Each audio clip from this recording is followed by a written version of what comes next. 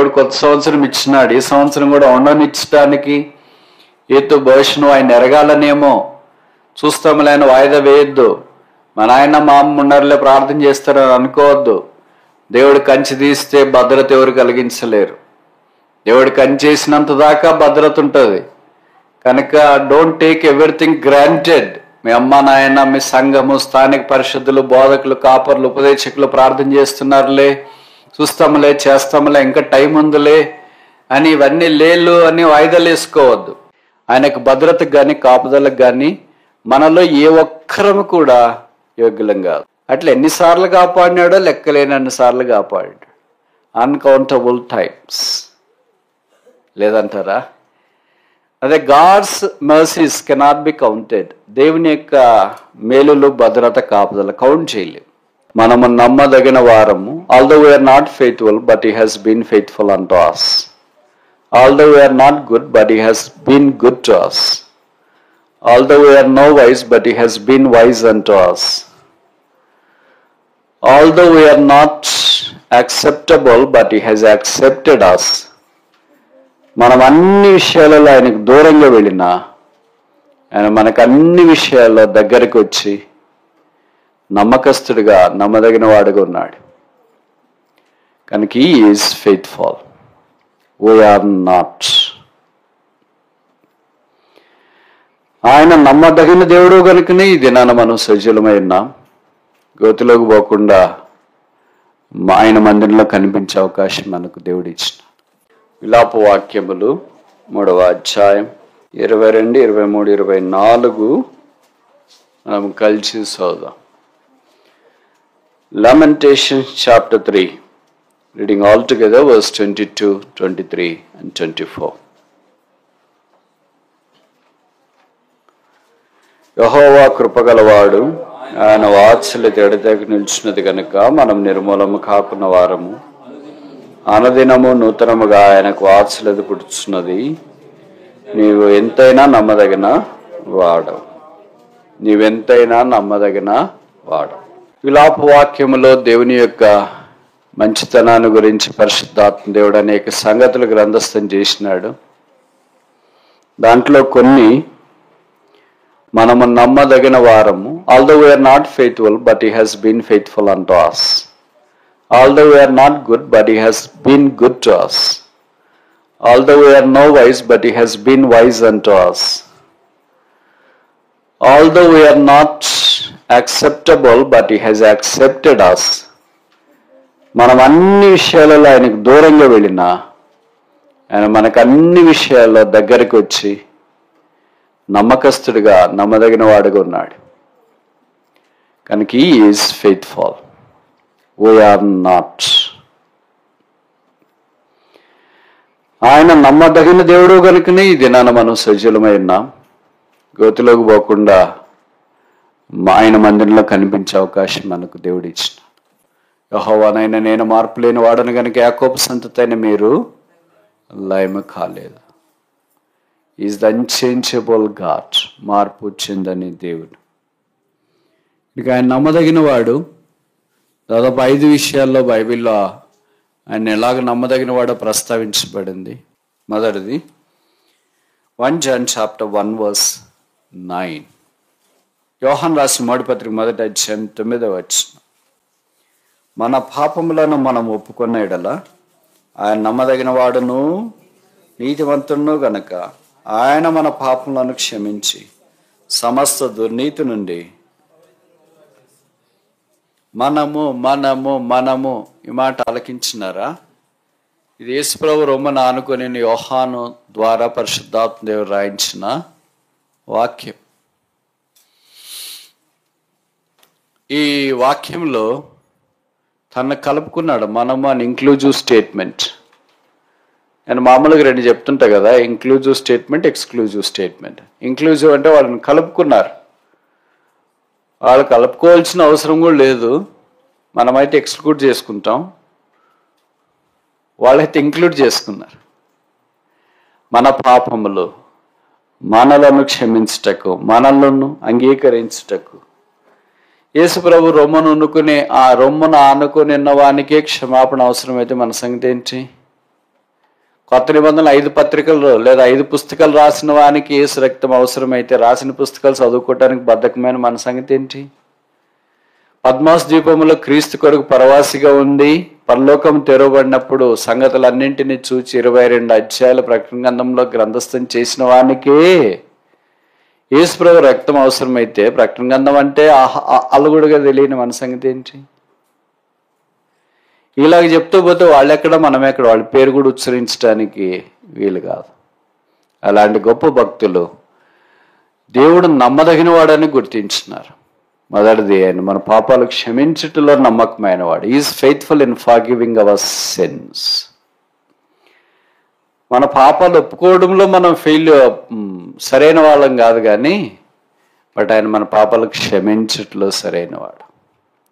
A true confessor can be a true conqueror. ఇంకోసారి చెప్పనా? A true confessor can be a true conqueror. తన నిజస్థితిని ఒప్పుకోగలిగిన వాడే నిజమైన విషయాన్ని అనుభవించగలడు. A classic example from the Old Testament is David. దావీదు దేవుని సన్నిధిలోకి వచ్చినప్పుడు నేను దీనుడను. దావీదు లాంటి వాడు దీనుడు అంటే మనమేమనాలా? మనకి డిక్షనరీలో పదం కూడా ఉండదు. దావీదు లాంటివాడు నన్ను దాటిపోవద్దు, నీ సెడదొచ్చున్నానంటే మనమేమనాలా? కనుక దేవుడు వారిని అంత బలంగా వాడుకోవటానికి హేతువులు చాలా ఉండొచ్చు. దాంట్లో హేతువు ఏంటంటే they are true to their confession to the core.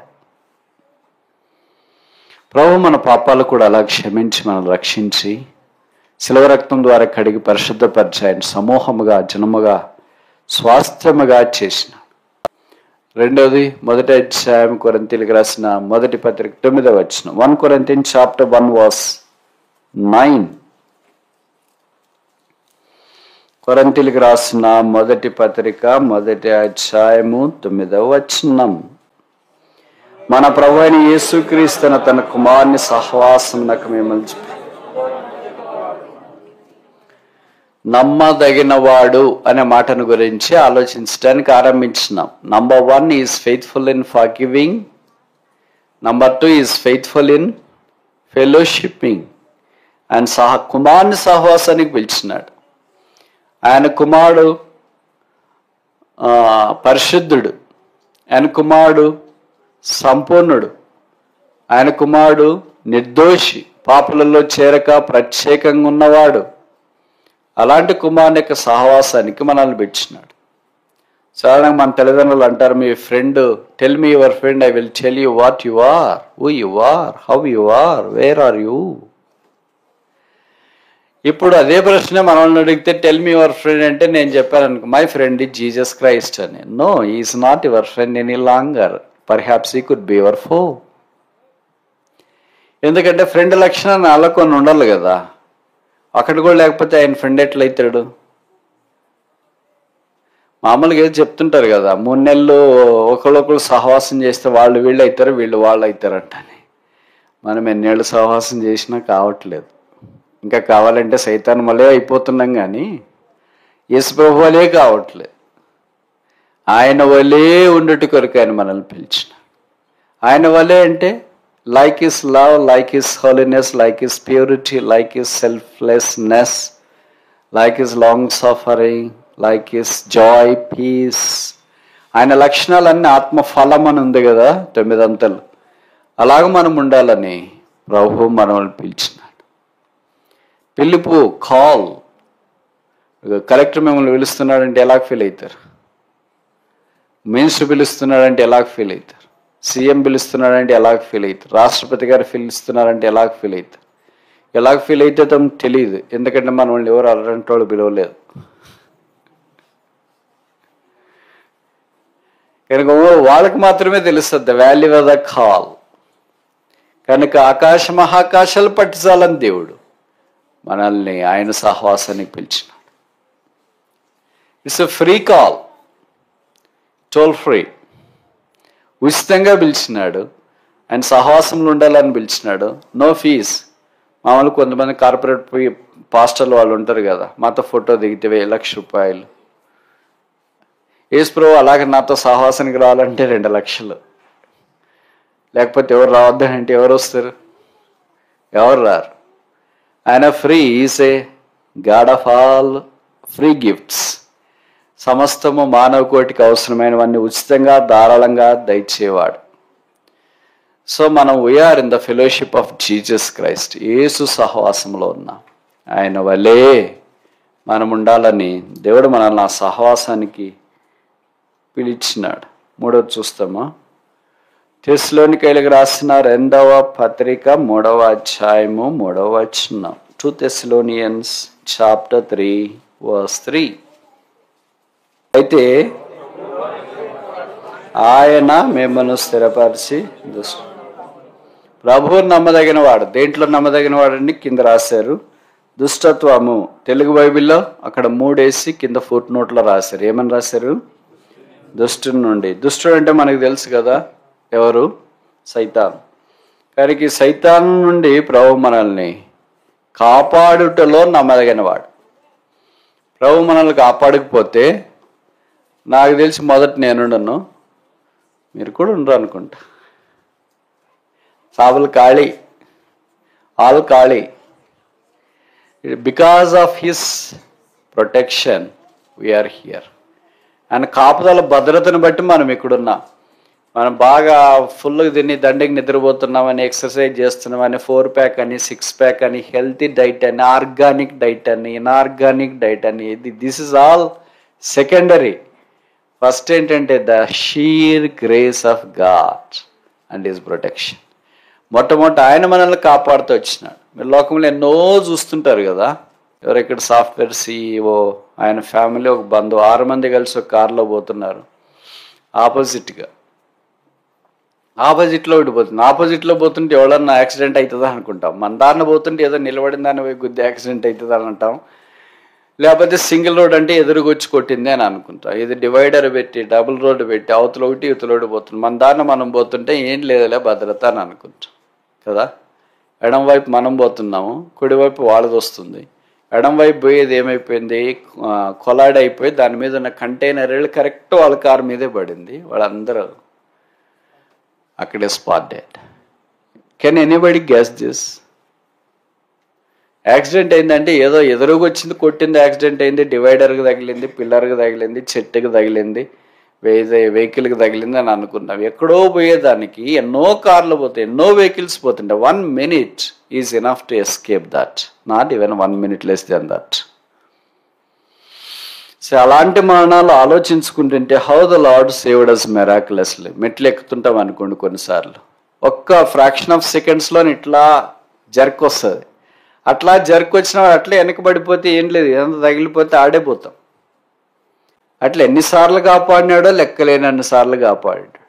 Uncountable times లేదంటారా? అదే God's mercies cannot be counted. దేవుని యొక్క మేలులు, భద్రత, కాపుదల కౌంట్ చేయలేము. కౌంట్ చేసి can never weigh God. Uncountable, uncatalogued, unnumbered, లెక్కింపలేనన్ని, గ్రహింపలేనన్ని, చెప్పలేనన్ని, వివరించలేనన్ని, గుర్తుపెట్టుకోలేనన్ని, అర్థం కానన్ని అన్ని మేలులు, ఉపకారాలు, భద్రత, కాపుదల. అందుకే యాకోబు భక్తుడు 32లో అన్నాడు, ఆదికాండంలో, నీవు నా ఎడల చేసిన సమస్త ఉపకారములకు నేను. ఉందా మీ బైబిల్లో? లేదా? ఎన్నో వచ్చిన 32 verse 10. Genesis chapter 32 verse 10. నీవు నీ సేవకునికి చేసిన సమస్తమైన ఉపకారములకును సమస్త సత్యమునకును అపాత్రుడను. Unworthy, none of us are worthy for all the merits we have received from God, all the benefits we have received from God, all the blessings we have received from God, all the geser and the protection we have received from God. None of us are good fit for his protection. ఆయనకు భద్రతకు కానీ కాపుదలకు కానీ మనలో ఏ ఒక్కరము కూడా యోగ్యులం కాదు. మన పితడైన యాకోబే నేను అపాత్రుని అంటాడు. ఇలాగ వీళ్ళు సమస్త ఉపకారాలని ఒక ఆయన అన్నాడు, సమస్త ఉపద్రవాలని ఒక ఆయన అన్నాడు, సమస్త కీడుల నుండేని ఒక ఆయన అన్నాడు. ఇవన్నీ ఆలోచిస్తే మన ఊహకు కూడా మించు. సమస్త ఉపకారాలు, సమస్త ఉపద్రవాలు, సమస్త ఆపదలు, సమస్త కష్టాలు, సమస్త బాధలు, ఆల్ అఫ్లిక్షన్స్ ఇవన్నిట్లో నుండి ప్రభు మనల్ని తప్పించేంతదాకా కాపాడాడు.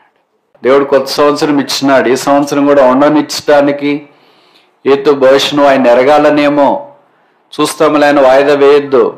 మా నాయన మా అమ్మ ఉన్నారులే ప్రార్థన చేస్తారని అనుకోవద్దు. దేవుడు కంచి తీస్తే భద్రత ఎవరు కలిగించలేరు. దేవుడు కంచి చేసినంత దాకా భద్రత ఉంటుంది. కనుక డోంట్ టేక్ ఎవ్రీథింగ్ గ్రాంటెడ్. మీ అమ్మ నాయన, మీ సంఘము, స్థానిక పరిషత్తులు, బోధకులు, కాపర్లు, ఉపదేశకులు ప్రార్థన చేస్తున్నారులే, చూస్తాములే, చేస్తాములే, ఇంకా టైం ఉందిలే అని ఇవన్నీ లేలు అని వాయిదాలు వేసుకోవద్దు. ప్రభువా నువ్వు నమ్మదగిన వాడు. I'm not. నీకు నమస్కారం, నీకు ప్రణామములు, నీకు వందనాలు. ఇలాంటి నమ్మదగిన వాళ్ళే అనుకుంటాం కదా. Because you are not faithful, I don't like to be faithful అంట. Because you are not true, I don't like to be true. Because you are not honest, I don't like to be honest. Because you are not genuine, I don't like to be genuine. నువ్వు మంచోడు కాదు కనుక నేను మంచోడు కూడాను. నువ్వు నిస్వార్థంగా లేవు కనుక నేను కూడా నిస్వార్థంగా ఉండను అంటాం. అలాగే దేవుడు కూడా మనతోనంటే ఏమనాలా? You are not faithful, so I don't like to be faithful అని you. No, it can never be. Because faithfulness is the pillar of the God's virtue. విశ్వాస్యత గలవాడై ఉండట దైవ లక్షణం. ఆ లక్షణాలు ఆయన పోగొట్టుకోలేదు. ఆయన సింహాసనం మీదట సాగిలపడి ఆయన యొక్క విశ్వాస్యతను జ్ఞాపకం చేసుకుంటూ ఆయన మన ఆరాధనల సింహాసనం మీద ఆసనం చేస్తాం.